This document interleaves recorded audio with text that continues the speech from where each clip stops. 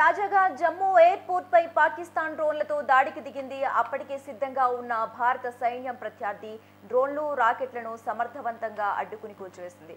ఈ నేపథ్యంలో జమ్మూ నగరం మొత్తం విద్యుత్ అంతరాయం కలిగింది. శత్రు సేనల నుంచి వస్తున్న డ్రోన్లను ఇంటిగ్రేటెడ్ డిఫెన్స్ సిస్టమ్ సహాయంతో భారత సైన్యం కూల్చివేసింది. కొన్ని రాకెట్లను కూడా కూల్చివేసినట్లు తెలుస్తోంది.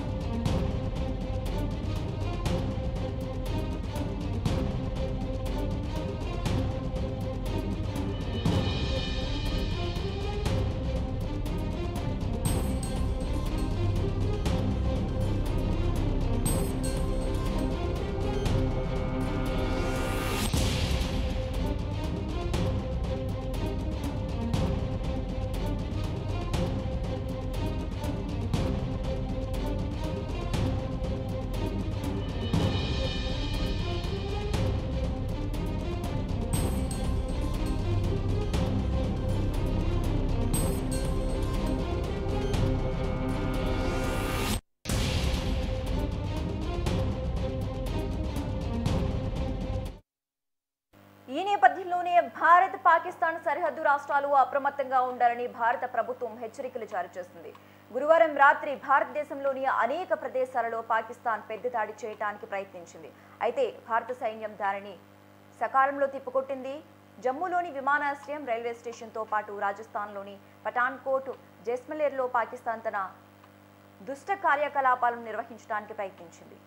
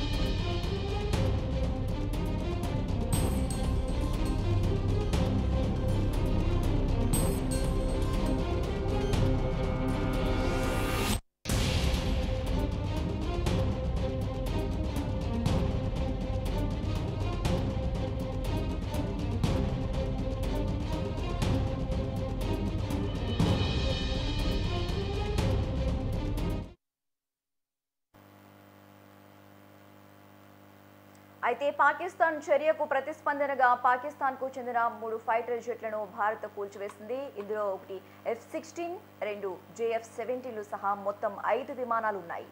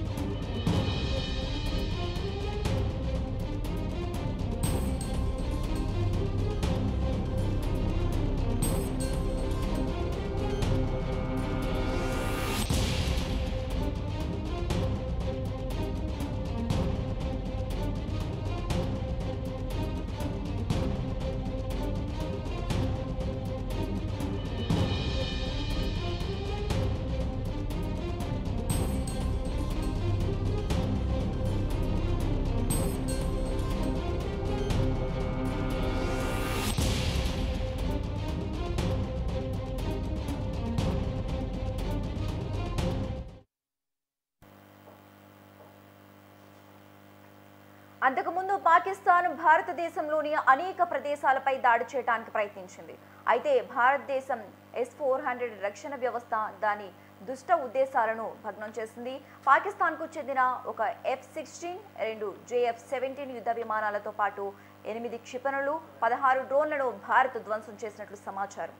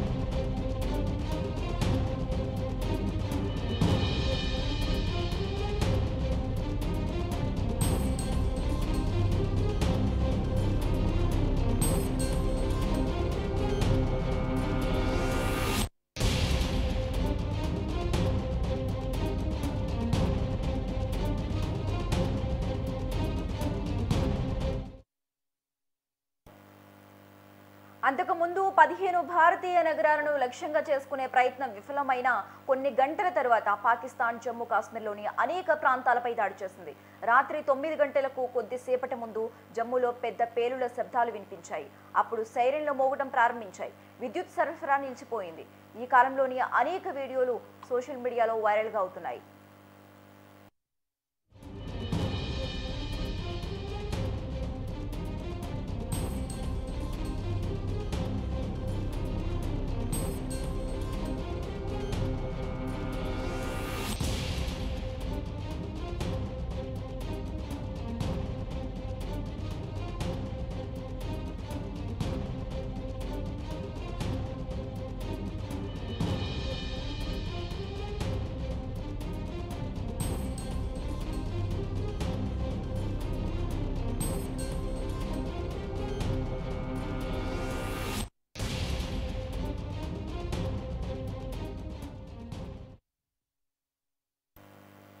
జమ్మూ కాశ్మీర్, రాజస్థాన్, పంజాబ్, గుజరాత్ రాష్ట్రాలను కేంద్రం అలర్ట్ చేసింది.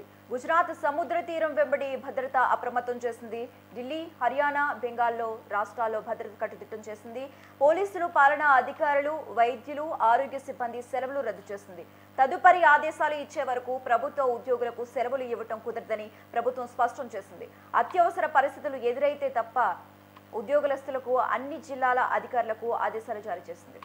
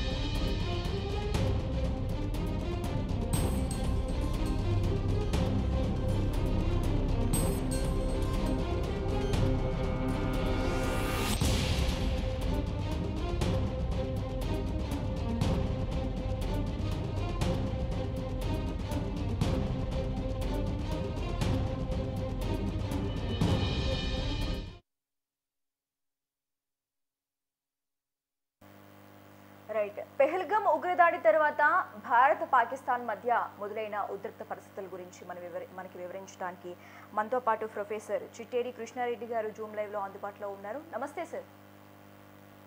నమస్తే అండి. Very good morning sir. Good morning sir. పూర్తి స్థాయిలో ఈ యుద్ధం మొదలైందంటారా?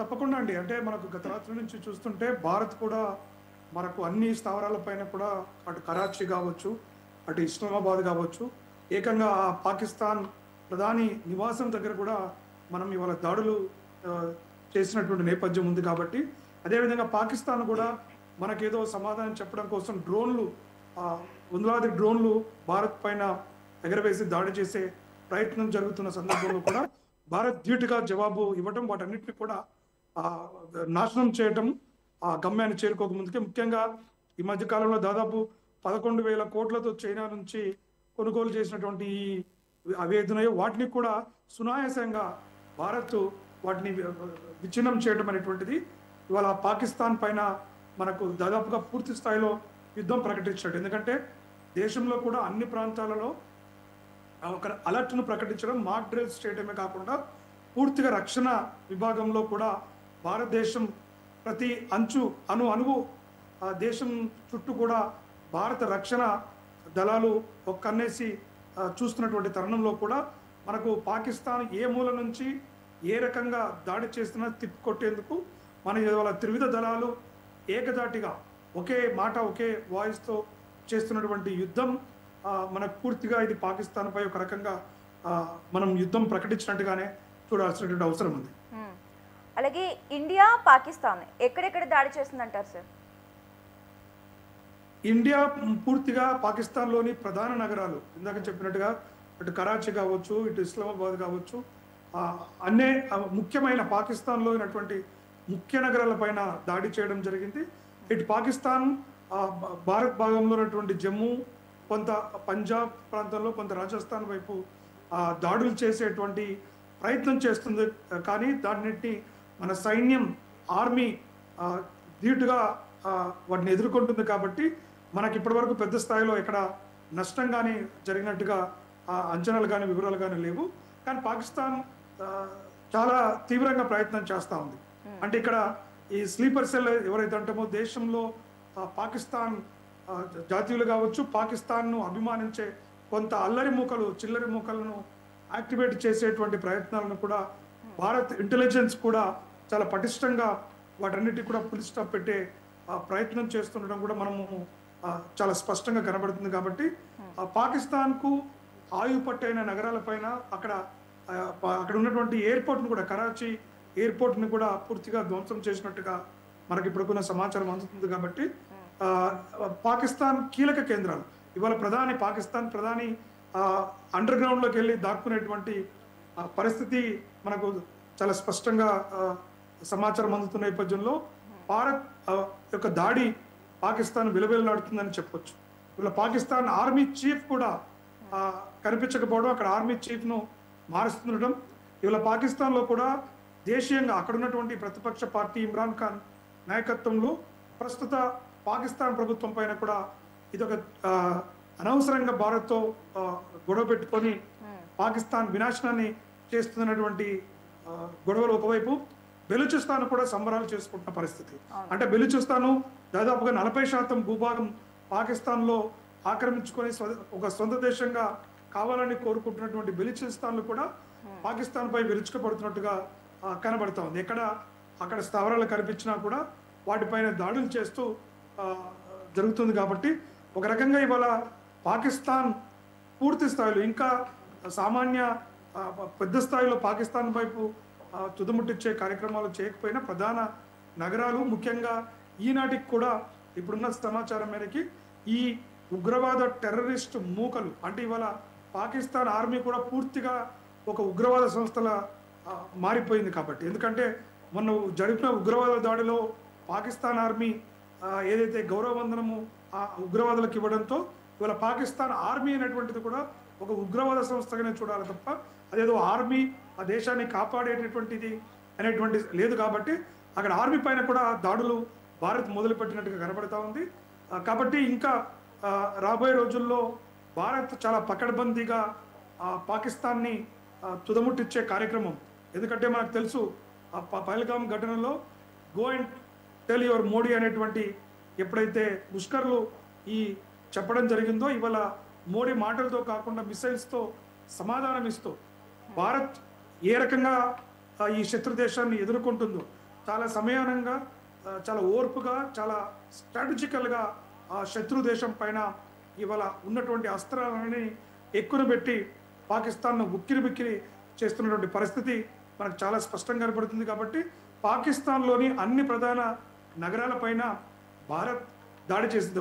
నేరుగా పాకిస్తాన్ భూభాగంలోకి అంటే కేవలం వాయు మార్గం గుండానే కాకుండా ఇవాళ సముద్ర మార్గం గుండా కూడా నౌకా ద్వారా కూడా పాకిస్తాన్లోకి వెళ్ళి అక్కడ స్ట్రాటజికల్గా దాడులు ఎవరైతే ముష్కర్లు ఈ పాకిస్తాన్ ఆర్మీ స్థావరాలపైన దాడి చేసే ప్రక్రియ భారత్ చేస్తున్నట్టుగా మనకు చాలా స్పష్టంగా కనబడుతుంది.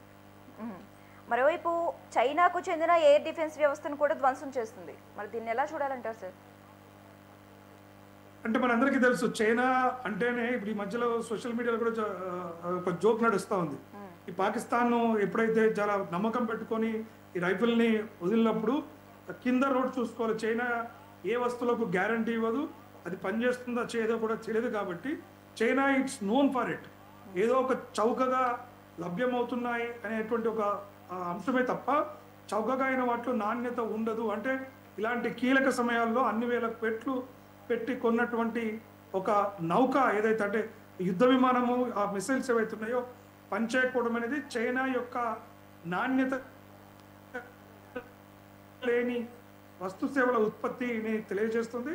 ఇది కేవలం పాకిస్తాన్ యొక్క ఇది దాడులను లేదంటే కన్నింగ్నెస్నే కాకుండా ఇవాళ చైనా సాధిస్తున్నటువంటి ఉత్పత్తులు ఉత్పాదకతల పైన కూడా ఈ చైనా నాణ్యత విషయం మరొకసారి ప్రపంచ దేశాలకు తెలియవచ్చింది. కాబట్టి చైనా కూడా, ఎందుకంటే చైనా స్లీపర్ సెల్ లాగా పాకిస్తాన్కి ప్రత్యక్షంగా కాకపోయినా పరోక్షంగా కొంత మద్దతు ఇచ్చే కార్యక్రమం చేసే అవకాశం ఉంటుంది. కాబట్టి ఇవాళ చైనాకు కూడా ఒక గుణపాఠం లాగా చైనా చేస్తున్నటువంటి ఉత్పత్తులు, చైనా చేస్తున్నటువంటి ఆర్థిక విధానాల పైన కూడా ఇది ఒక గుణపాఠంగా మనం చూడాల్సిన అవసరం ఉంది. అదేవిధంగా భారత్లో కూడా ఇవాళ మనము గతంలో ప్రభుత్వాలు కేవలం ఏ ఉల్లిగడ్డలకో టమాటాలకో లేకపోతే ఇంకేదో వస్తువులకు ఉచితాలకు నాయకత్వాన్ని ఎన్నుకునే చేస్తున్నటువంటి వారందరికీ కూడా ఇది ఒక గుణపాఠంగా కావాలి. ఒకవేళ మనం గనక తాత్కాలికంగా రాజకీయ నాయకులు ఇచ్చే ఉచితాలకు పాల్పడితే ఇలాంటి కష్ట సమయాల్లో బలంగా ఎదుర్కొనేటువంటి దేశం ఆర్థిక వ్యవస్థ ఉండాలి అన్నప్పుడు ఖచ్చితంగా ఇలాంటి బలమైన నాయకత్వం ముందు చూపు కలిగి, అంటే భారత్ ఎప్పటి నుంచో కూడా ప్రపంచ దేశాలతో ఒక గత 10 సంబంధాలను నెలకొల్పుతూ వస్తుంది. నరేంద్ర మోడీ గారు నిరంతరం అవసరమైన సందర్భాలలో ప్రతి దేశంతో మైత్రిపూర్వకమైనటువంటి సంబంధాలు కూడా ఇవాళ పాకిస్తాన్ను ఏకాకిం చేసి ఇవాళ కూడా అమెరికా విదేశాంగ మంత్రి వాళ్ళ వైస్ ప్రెసిడెంట్ గారు కూడా స్టేట్మెంట్ ఇచ్చారు. అది వారి మధ్యలో మేము తలదూర్చాం. ప్రెసిడెంట్ ట్రంప్ కొంత మీరు యుద్ధాన్ని ఆపే ప్రయత్నం చేయమని చెప్పినప్పటికీ కూడా అక్కడ వైస్ ప్రెసిడెంట్ మేము మాత్రం వాటి విషయాల్లో తలదూర్చమని చెప్పడం కూడా మనకు ఒక స్పష్టమైన సంకేతాలను భారత్ బలాన్ని అటు ఆర్థికంగానే కాదు ఇటు వైమానిక కావచ్చు నౌకా కావచ్చు త్రివిధ దళాల భారత్ యొక్క రక్షణ శక్తిని ఇవాళ చాలా ప్రపంచ అలా అన్ని దేశాలకు కూడా మనం చూపిస్తున్నాం. ఎందుకంటే మన ప్రపంచంలో ఒక గొప్ప ఆర్థిక వ్యవస్థగా ఎదుగుతున్నటువంటి తరుణం ఇలాంటి కష్ట సమయాల్లో మనం ఇస్తున్నటువంటి జవాబుదీరు కూడా ఖచ్చితంగా భారత్ను మరింత ఒక అగ్రశ్రేణి దేశంగా నిలబెట్టడానికి ఈ దేశం మరింత ఆర్థికంగా అదేవిధంగా సామాజికంగా చైతన్యాన్ని పెంపొందించడానికి భారత ప్రభుత్వం చేస్తున్నటువంటి కృషిని కూడా ప్రతి పౌరుడు అభినందించాలి. ఈరోజు కూడా ముక్త వాయిస్తో భారత్లో ఇవాళ పాకిస్తాన్ ముష్కరులను ఎదుర్కోవడానికి తెలియజేస్తున్న మద్దతును రాబోయే రోజుల్లో కూడా భారత్ వైపు నిలబడాలి. ఈ కష్టాన్ని ఎదుర్కోవడానికి మనందరం కూడా ఇవాళ కొంతమంది గతంలో దక్షిణ భారతదేశం ఉత్తర భారతదేశం అనేటువంటి విభేదాలు తెచ్చుకున్నప్పుడు ఇవాళ భారత్లో కీలకంగా ఉన్నటువంటి ఉత్తర భారతదేశంలో జరుగుతున్నటువంటి ఈ పాకిస్తాన్ దాడుల నేపథ్యంలో భయంకరంగా ఉంటే ఇవాళ దక్షిణ భారతదేశం కూడా చాలా అంటే సదర్న్ పార్ట్ ఆఫ్ ఇండియా కూడా చాలా కొంత ప్రశాంతంగా ఉన్నటువంటి పరిస్థితి చూస్తున్నాం. కాబట్టి ఈ దేశం ఐక్యతకి ఈ దేశం అంతా ఒక్కటే అనేటువంటి నినాదం భారత ప్రభుత్వం ఎప్పటి నుంచో చెప్తున్నటువంటి వాటికి మరొకసారి మనందరము ఇది గుర్తు చేసుకోవాలి. దయచేసి ఈ భారత్ను ఇక్కడ నార్త్ పార్ట్ సౌత్ పార్ట్ అనేటువంటి కాకుండా మనం అందరం భారతీయులం. భారతదేశంలో ఏ ప్రాంతంలో ఏ మూలకి ఏ సమస్య వచ్చినా కూడా ఇది భారత్ అంతా తన పైన వేసుకొని ఎదుర్కొంటుందనేటువంటి సంకేతాన్ని ఇవాళ భారత్ చాలా స్పష్టంగా ఇతర దేశాలకే కాకుండా స్వదేశంలో చెప్తున్నటువంటి మూకలందరికీ ఒక గుణపాఠంగా అనేది భారత్తో కలిసి నడవాలి. భారత్ యొక్క ఈ బలమైన నాయకత్వాన్ని సమర్థించాల్సినటువంటి అవసరం కూడా మనకు కనబడతాం. ఓకే, భారత్ పాక్ ఒంటరిగా యుద్ధ పరిలోకి దిగితే పరిస్థితి ఎలా ఉంటుందంటారు? పాకిస్తాన్ ఒక్క దెబ్బకి మస్ అయిపోతుందండి, దాంట్లో సమస్య లేదు. పాకిస్తాన్కు ఉన్నటువంటి శక్తి ఏంటి ఈరోజు? పాకిస్తాన్ దేశంలోనే వారి ప్రజలని ఒక తాటిపైకి తీసుకురాలేదు. ఇలా భారత్ ఒక్క దాటిపైన ఒకే మాట పైన భారత్ ఒక పిలిపిస్తే ప్రతి పౌరుడు ప్రతి గల్లీ నుంచి తమ తమ శక్తి కొలది తమ యొక్క సర్వస్వం ద్వారపోయడానికి భారత సమాజం ఇవాళ సన్నద్ధమై ఉంది పాకిస్తాన్తో పోరాడటానికి. కానీ ఇవాళ పాకిస్తాన్లో ఆ పరిస్థితి లేదు. పాకిస్తాన్లో అన్ని ప్రధానటువంటి రాజకీయ పక్షాలు కానీ అక్కడ ఉన్నటువంటి బెలూచిస్తాన్ ఒక ఆర్థికంగా వెనకబాటు పోయి ఆర్మీకి అత్యధికంగా ఖర్చు చేయడం ద్వారా మేము ఆర్థికంగా వెనకబడిపోతున్నాం అనేటువంటిది బెలూచిస్తాన్ ఎప్పటి నుంచో చెప్తూ తిరుగుబాటు ఈ కష్టకాలంలో సైతం పాకిస్తాన్కు ఎదురుగా నిలబడి పోరాటం చేస్తున్నటువంటి పరిస్థితులు. కాబట్టి పాకిస్తాన్కి ఈరోజు పూర్తిగా ఒక వీక్ అయిపోయినటువంటి దేశం. ఆర్థికంగా చూసుకున్నా కూడా విపరీతంగా ధరలు పెరిగిపోయి అక్కడ కనీస అవసరాలు లేనటువంటి పరిస్థితి. ఇవాళ భారత్ ఎప్పుడైతే సింధు జలాలను ఆపేసిందో కనీసం తాగునీటికి ఎదుర్కోలేనటువంటి సమస్యల్లో ఉన్నటువంటి పాకిస్తాన్కి నిజంగా భారత్ గనక గట్టిగా కన్నెర చేస్తే ఒకే ఒక్క రోజులో పాకిస్తాన్ని ప్రపంచ పటంలో లేకుండా చేసేటువంటి శక్తియుక్తులు నైపుణ్యం కలిగినటువంటి ఎంతో కాలంగా మనం సమకూర్చుకున్నటువంటి రక్షణ ఆయుధాలు కావచ్చు, మనం శిక్షణ ఇచ్చినటువంటి మన త్రివిధ దళాలు కావచ్చు, మట్టు పెట్టడానికి అసలు పాకిస్తాన్ మన ముందు ఒక దేశంగానే కాదు, అసలు అది ఏమాత్రం కూడా సరితుగదు.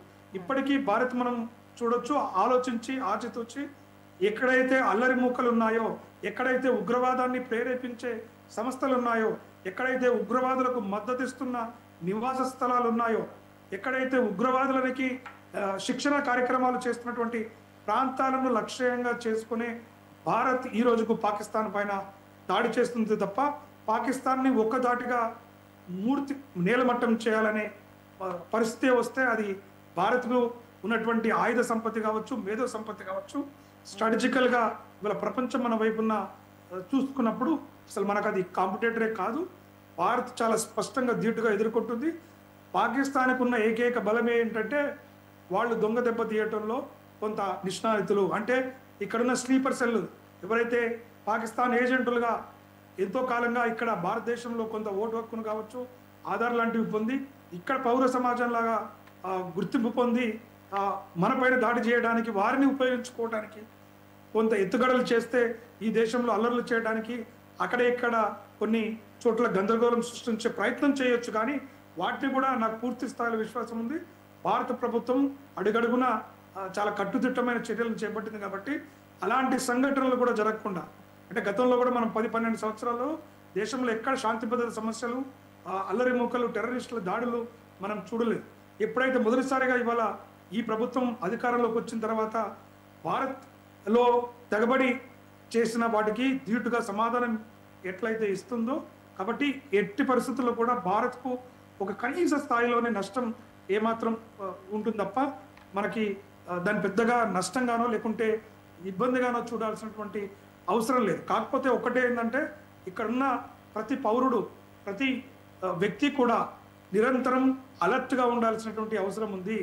మన చుట్టూ ఉన్న పరిసర ప్రాంతాలని దయచేసి అందరూ కూడా గమనించాల్సిన అవసరం ఉంది. మన ఇంటి ముందు, ఇంటి చుట్టుపక్కల, మన గల్లీలో, మన ప్రాంతాల్లో ఏ అడుగుజాడలు ఎవరు అనుమానాస్పదంగా తిరిగినా, ఏ ఇంట్లో కానీ కొత్త వ్యక్తులు కానీ లేదా ఇక్కడే నివాసం ఏర్పరచుకొని కొంత అనుమానాస్పదంగా తిరుగుతున్నా, లేకుంటే ఈ దేశానికి వ్యతిరేకంగా చర్చలు జరుపుతున్నా వారందరూ కూడా ఈ తీవ్రవాద సంస్థలకి ఏదో ఒక రకంగా ఇక్కడున్న సమాచారాన్ని కావచ్చు లేదా ఇక్కడ అల్లర్లు సృష్టించడానికి చేసే కుట్రలను తిప్పికొట్టడానికి పౌర సమాజం ఒక సైనికుడు మాదిరిగా ఇవాళ మనందరం చూడొచ్చు. దేశంలో సైనికులు ఏమాత్రం భయపడకుండా, పాకిస్తాన్లో ఎంతో మంది ఆర్మీ ఆఫీసర్లు రిజైన్ చేసి పారిపోతున్న పరిస్థితి కనపడితే భారత్ సైనికులు చాతిని బలంగా చూపిస్తూ యుద్ధంలో ముందుకెళ్తున్నటువంటి పరిస్థితి. కాబట్టి మనం ఒక సామాన్య పౌరుడిగా మనం అట్లీస్ట్ మన కర్తవ్యాన్ని నిర్వర్తించినప్పుడు ఖచ్చితంగా ఇట్లాంటి కష్టకాలంలో మనందరం జాగ్రత్తగా ఉన్నప్పుడు పాకిస్తాన్ లాంటి దేశాన్ని మట్టి కనిపించడం చాలా చిన్న విషయంగా మనం భావించవచ్చు. సార్, పాకిస్తాన్ని ఎదుర్కోవడంలో భారత్ సక్సెస్ అయిందంటారా?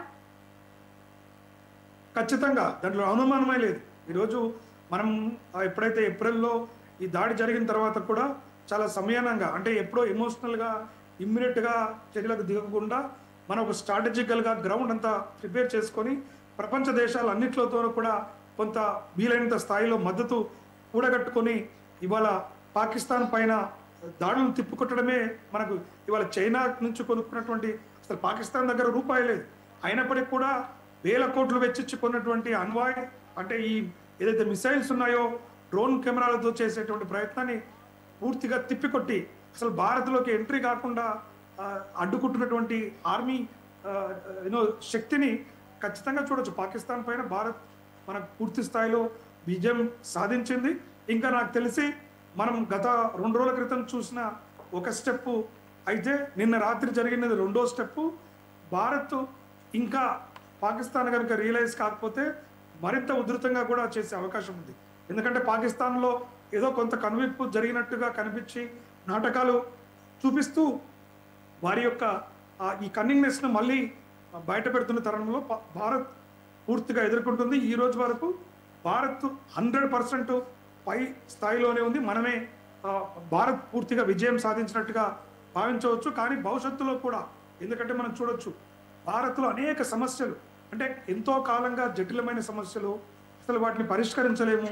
అంటే అటు అయోధ్య రామాలయం విషయం కావచ్చు, అక్కడ నార్త్ ఈస్ట్ విషయంలో కావచ్చు, జమ్మూ కాశ్మీర్ విషయంలో కావచ్చు, అనేక జటిలమైన సమస్యలను భారత్ చాలా సానుకూలంగా భారత సమాజాన్ని ఒప్పించి ఎక్కడ శాంతి భద్రతల సమస్య కలగకుండా ట్రిపుల్ తలాక్ లాంటి వాటి కావచ్చు, అనేక సంస్కరణలు తీసుకొస్తున్నటువంటి భారత్కి పాకిస్తాన్ ఎప్పుడూ ఒక తలనొప్పిగా ఉన్న నేపథ్యంలో ఇది ఒక సరైన సమయం కాబట్టి భారత్ కూడా చాలా గట్టిగానే, గతంలో పోలిస్తే మనకు పాకిస్తాన్తో జరిగిన యుద్ధాల కంటే కూడా ఇవాళ జరుగుతున్న యుద్ధం చాలా భిన్నమైనటువంటిది. భారత్ చాలా అగ్రెసివ్గా పాకిస్తాన్కు మరొకసారి భారత్ పైన కాలు దువ్వాలంటే, భారత్ పైన దాడి చేయాలంటేనే వెనకంజ వేసే విధంగా చర్యలు చేపడతా ఉంది.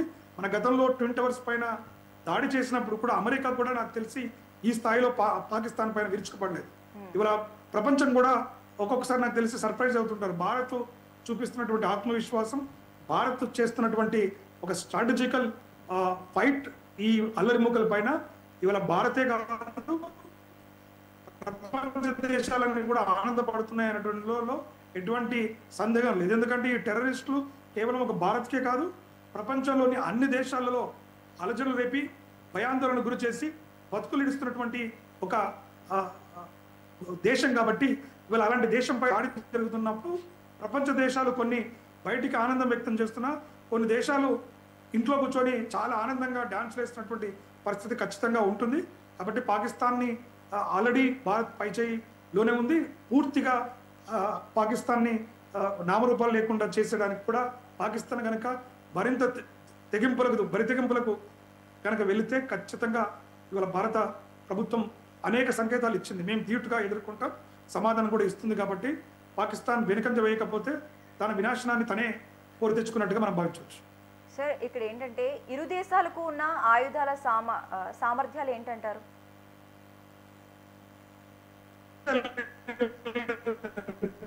పాకిస్తాన్ దగ్గర ఉన్నటువంటి, నేను అదే చెప్పాను, చైనా దగ్గర నుంచి కొనుక్కున్నటువంటిది వన్ ఆఫ్ ద ఒక మేజర్ వెపను వాళ్ళకి భారత్ని ఇబ్బంది పెట్టేది అనుకునే కూడా కుప్పకూలిపోయింది. ఇక వాళ్ళ చేతుల్లో మా దగ్గర న్యూక్లియర్ వెపన్స్ ఉన్నాయని ఎప్పటి నుంచో ప్రగాలు పలుకుతున్నాయి. అవి కూడా ఈ చైనా లాంటి నాణ్యత కలిగినటువంటి న్యూక్లియర్ వెపన్స్ ఉన్నాయో అవి ఎంత మేరకు ఉన్నాయి కూడా మనము చేయడానికి అంచనా వేయడం కూడా కొంత కష్టం. ఎందుకంటే అవి నాకు తెలిసి నాణ్యత లేకుండా ఎప్పుడో పనికిరాకుండా పోయినటువంటి పరిస్థితి ఉండే అవకాశం ఉంది. కాబట్టి ఆయుధ సంపత్తి విషయంలో, రక్షణ విధానంలో మనం పెడుతున్నటువంటి ఖర్చు కానీ, మన దగ్గర ఉన్న ఆయుధ సంపత్తి విషయంలో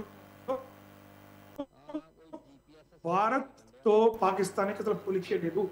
ఎంత దేశం అంటే చాలా చిన్న దేశం, మన దగ్గర నుంచి వెళ్ళిపోయినటువంటి ఒక ముక్క ఈ దేశాన్ని నుంచి కొంత వారి కోరిక మేరకు అప్పుడున్నటువంటి ప్రభుత్వాల ఉన్నటువంటి నాయకత్వం అంగీకరించి వదిలేసినటువంటి ఒక చిన్న ముక్క అసలు దేశాన్ని, ప్రజల బాగోగులను పట్టించుకోకుండా ప్రపంచం వినాశనాన్ని కోరుకునేటువంటి దేశం దగ్గర, అది కూడా వినాశనాన్ని ఆయుధ సంపత్తి ద్వారా కాకుండా అది హ్యూమన్ ఏదైతే మానవ బాంబులు వాళ్ళ దగ్గర మ్యాక్సిమం ఉండగలిగేది ఏంటంటే మనుషులు జొరబడి ఆత్మాహుతి దాడులు చేసుకోవాల్సింది తప్ప వాళ్ళకి అణుబాంబులు కాదు కదా. నాకు తెలిసి తుత్తల బాంబులు కూడా పెద్దగా పనిచేసేటువంటి పరిస్థితి లేదు. ఉన్న ఎన్ని పనిచేసేటువంటి పరిస్థితి అయితే కనబడతలేదు. కాబట్టి భారత్కు ఉన్నటువంటి శక్తియుక్తుల మీద పాకిస్తాన్కి అసలు లేదు. పాకిస్తాన్ యొక్క మొండి దూకుడు తో వెళ్తున్నటువంటి ఒక అహంకారంతో ఒక ఒక ఉగ్రవాద అగ్రెసివ్గా ఒక మనం అంటాం కదా మూర్ఖంగా వెళ్తున్నట్టు యుద్ధం తప్ప నిజంగా దానికి పూర్తి స్థాయిలో బలం ఉండి మనతో తలపడేటువంటి శక్తి ఉన్నటువంటి దేశం కాదు. కేవలం ఒక మూర్ఖమైన దాడుల మీద మూర్ఖంగా చేస్తున్నటువంటి ఆలోచన పైనే పాకిస్తాన్ వెళ్తుంది తప్ప ఈ వాటికి నిజంగా శక్తియుక్తులు కానీ శక్తులు కానీ ఆయుధ సంపత్తి కానీ లేకుంటే ఆర్థికంగా కానీ రేపు పొద్దున చూడండి పాకిస్తాన్ యుద్ధం ముగిసిన తర్వాత ఆ దేశం నాకు తెలిసిన ఆమరపల్లె లేకుండా పోతుంది. ఎక్కడైనా మిగిలిన చిన్న చితకాయ ఏమన్నా మిగిలిపోయిన ఎవరైనా ఉన్నా కూడా ఆ దేశం ఆర్థికంగా అర్హులు చాచి అడుక్కోవాల్సిందే. మళ్ళీ అదే చైనా అదే అమెరికా భిక్షం వేస్తే తిని బ్రతకాల్సిందే తప్ప వారికంటూ బలంగా నిలదొక్కునే ఆర్థిక వనరులు కూడా లేవు. ఎందుకంటే పూర్తిగా దేశాన్ని భ్రష్టు పట్టించినటువంటి పాకిస్తాన్ నాయకత్వం ఆర్థికంగా ప్రజల ఉసురు పోసుకుంటుంది. ప్రజలని ఆర్థికంగా బలహీనలు చేసి కేవలం ఒక ఉగ్రవాద సామ్రాజ్యవాద కాంక్షతో ఆ ప్రపంచాలపైన వారి యొక్క పెత్తానం కొనసాగించాలనేటువంటి మూర్ఖపు విధానాల ద్వారా చేసినటువంటి తప్ప ఆర్థికంగా ఒక బలమైనటువంటి దేశం కానీ ఆయుధ సంపత్తి కలిగిన దేశం కానీ పాకిస్తాన్ ఎట్టి పరిస్థితుల్లో కాదు. సరే, ఒక బ్రేక్ తీసుకుందాం. బ్రేక్ తర్వాత మళ్ళీ కంటిన్యూ చేద్దాం. పెహల్గాం ఉగ్రదాడి తర్వాత భారత్ అలాగే పాకిస్తాన్ మధ్య మొదలైన ఉద్రిక్త పరిస్థితులు ఆపరేషన్ సింధూర్ తర్వాత పెహల్గాం ఉగ్రదాడి తర్వాత భారత్ పాకిస్తాన్ మధ్య మొదలైన ఉద్రిక్త పరిస్థితులు ఆపరేషన్ సింధూర్ తర్వాత మరింత తీవ్ర స్థాయికి చేరాయి. ఈ పరిస్థితులు రెండు దేశాల మధ్య యుద్ధ వాతావరణాన్ని నెలకొల్పాయి. పెహల్గాం ఉగ్రదాడికి ప్రతీకారంగా భారత్ ఆపరేషన్ సింధూర్ను చేపట్టింది. పాకిస్తాన్ ఆక్రమిత కాశ్మీర్లోని 9 ఉగ్ర స్థావరాలపై భారత్ ఆర్మీ దాడి చేసిన సుమారు 100 మంది వరకు ఉగ్రవాదులను అంతం చేసింది. దీంతో భారత్పై పాక్ కూడా ప్రతీకార దాడులకు పాల్పడుతోంది. ఈ నేపథ్యంలోనే భారత్లోని సరిహద్దు ప్రాంతాల్లో 15 సైనిక స్థావరాలపై పాక్ దాడులు చేసేందుకు ప్రయత్నించింది. అప్రమత్తమైన భారత సైన్యం వాటిని సమర్థవంతంగా తిప్పికొట్టింది.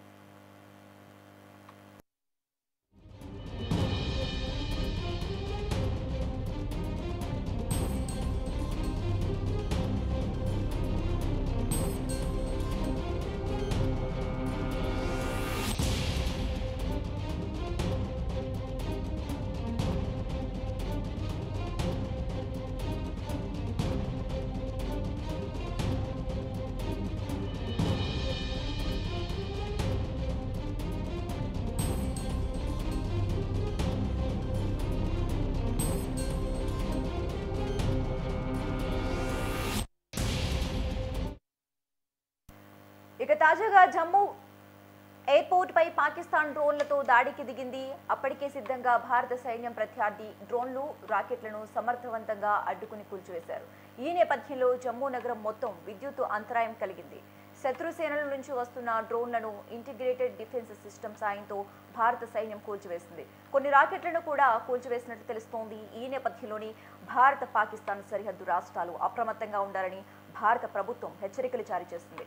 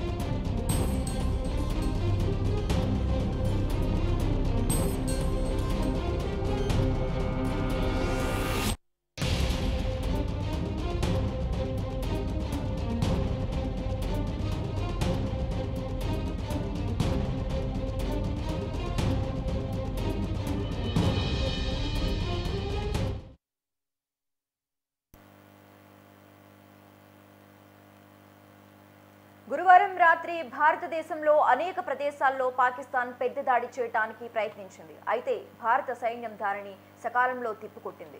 జమ్మూలోని విమానాశ్రయం, రైల్వే స్టేషన్తో పాటు రాజస్థాన్లోని పఠాన్కోట్, జస్మలేర్లో పాకిస్తాన్ తన దుష్ట కార్యకలాపాలను నిర్వహించడాన్ని ప్రయత్నించింది. అయితే పాకిస్తాన్ చర్యకు ప్రతిస్పందనగా పాకిస్తాన్కు చెందిన 3 ఫైటర్ జెట్లను భారత్ కూల్చివేసింది. ఇందులో ఒకటి F-16, 2 JF-17లు సహా మొత్తం 5 విమానాలున్నాయి.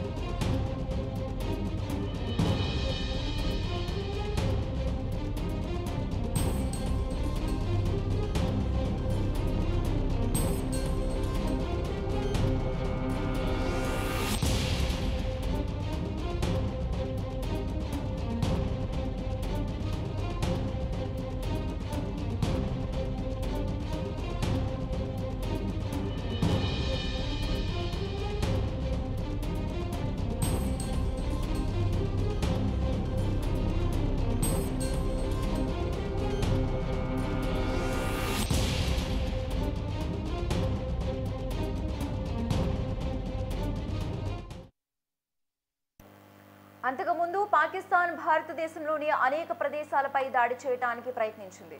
అయితే భారతదేశం X-400 రక్షణ వ్యవస్థ దాని దుష్ట ఉద్దేశాలను భగ్నం చేసింది.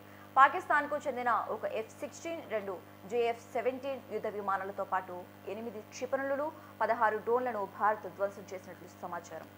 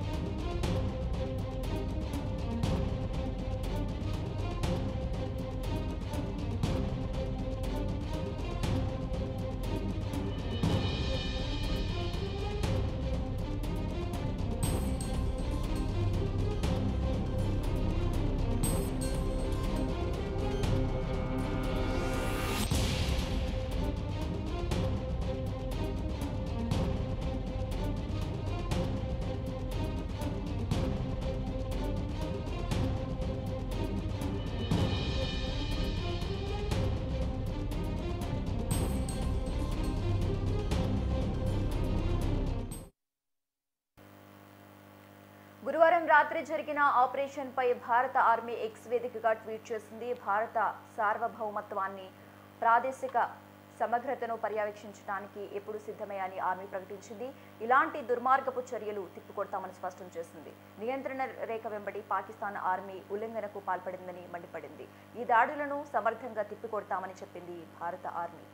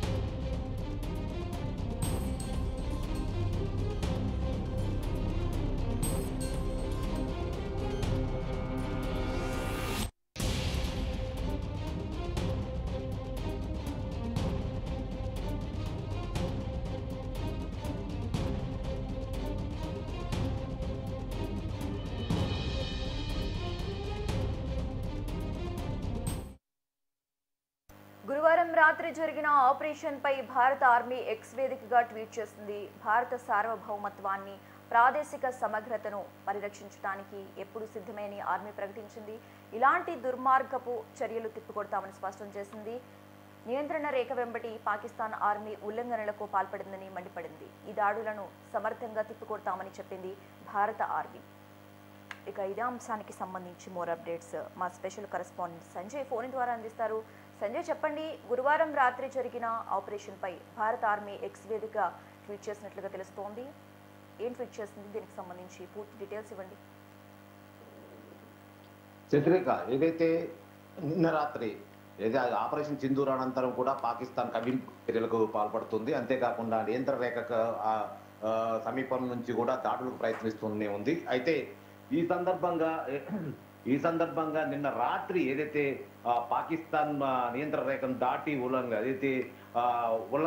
ఉల్లంఘించి ఏదైతే అతిక్రమించి ఏదైతే పాకిస్తాన్ దాడులకు పాల్పడేందుకు ప్రయత్నించింది. అంతేకాకుండా డ్రోన్ల ద్వారా కావచ్చు, లేకుంటే లాంచర్ల ద్వారా కూడా భారత సైన్యంపైకి, అదేవిధంగా ఏదైతే సరిహద్దులలో ఉన్న నియంత్రణ రేఖను దాటి భారత సైన్యంపై ఒక లాంచర్లతో దాడి చేసేందుకు ప్రయత్నించింది. అయితే భారత్ దీన్ని తిప్పికొట్టడం జరిగింది. భారీగానే ముందస్తుగానే ఊహించిన ఇటువంటి సంఘటనలన్నీ ముందస్తుగానే ఊహించిన భారత ఆర్మీ ఇప్పటికే పాకిస్తాన్ సంబంధించిన ప్రతి దాడిని కూడా తిప్పికొడుతూ ఎప్పటికప్పుడు ఎదుర్కొంటూనే నియంత్రణ రేఖ ఏదైతే సరిహద్దుల్లోనే ఉన్నాయో భారత పాకిస్తాన్ సరిహద్దుల్లోని అన్ని చర్యలను పాకిస్తాన్ చేస్తున్న ప్రతి చర్యను కూడా ఖండిస్తూనే ఏదైతే తిప్పికొడుతూనే ఉంది. దీనికి సంబంధించి కూడా రక్షణ మంత్రి రాజ్నాథ్ సింగ్ కూడా ఒక స్పష్టమైన ప్రకటన చేయడం జరిగింది. అంతేకాకుండా స్పష్టంగా చెప్పడం జరిగింది, ఏదైతే పాకిస్తాన్ భారత సార్వభౌమాధికారాన్ని, ప్రాదేశిక సమగ్రతను పరీక్షించడానికి ఎప్పుడు కూడా మేము సిద్ధంగా ఉన్నాం. అంతేకాకుండా పాకిస్తాన్ చేసే ఇటువంటి దాడులను మేము ఎప్పుడు ఖండిస్తూనే ఉంటాం. అంతేకాకుండా తిప్పికొడుతూనే ఉంటాము. ఎట్టి పరిస్థితుల్లోనూ మేము పాక్ ఆక్రమితాన్ని, అంతేకాకుండా దాడులను కూడా మేము ఉపేక్షించేది లేదు అంటూ కూడా నియంత్రణ రేఖ వెంబడి ఉల్లంఘనలు కూడా పాల్పడుతుంది. దానికి సంబంధించి ఇప్పటికే మేము దాడికి ప్రతిదాడి చేస్తూనే ఉన్నాము. అంతేకాకుండా వాటిని తిప్పికొడుతూనే ఉన్నాము. మేము సిద్ధంగా ఉన్నాము. సమర్థంగా మన భారత ఆర్మీ పాకిస్తాన్ దాడులను తిప్పికొడుతూనే ఉంది. మేము సిద్ధంగానే ఉన్నాం. పాక్ కవ్వింపు చర్యలతో పాటు నియంత్రణ రేఖను దాటి ఏదైతే భారత్పై దుర్మార్గపు చర్యలకు పాల్పడుతుందో వాటన్నిటి కూడా మేము తిప్పికొట్టేందుకు సిద్ధంగా ఉన్నాము. ఇటువంటి చర్యలు మేము ఎప్పుడు ఉపేక్షించబోమంటూ కూడా రాజ్నాథ్ సింగ్ చెప్పడం జరిగింది. ఇప్పటి వరకైతే పాకిస్తాన్ చేసే ప్రతి చర్యకు భారత ఆర్మీ ఏదైతే మన ఆర్మీ వాటిని తిప్పికొడుతూనే ఉంది. అంతేకాకుండా వాటిని ఎప్పటికప్పుడు సమీక్షిస్తూ అంతేకాకుండా భారత ఆర్మీ ముంగిట ఉన్న అన్ని అస్త్రాలను కూడా సంధించేందుకు సిద్ధంగా ఉన్నది. భారత్ ఎప్పుడు కూడా సిద్ధంగా ఉంటుందంటూ కూడా ఏదైతే రక్షణ మంత్రి చేసిన ప్రకటనను కూడా బలాన్ని చేకూరుస్తూ ఆర్మీ కూడా పాకిస్తాన్ చర్యలను తిప్పికొడుతూనే ఉన్నారని చెప్పొచ్చు. Sasirekha. Okay, right. Thanks for the updates Sanjay.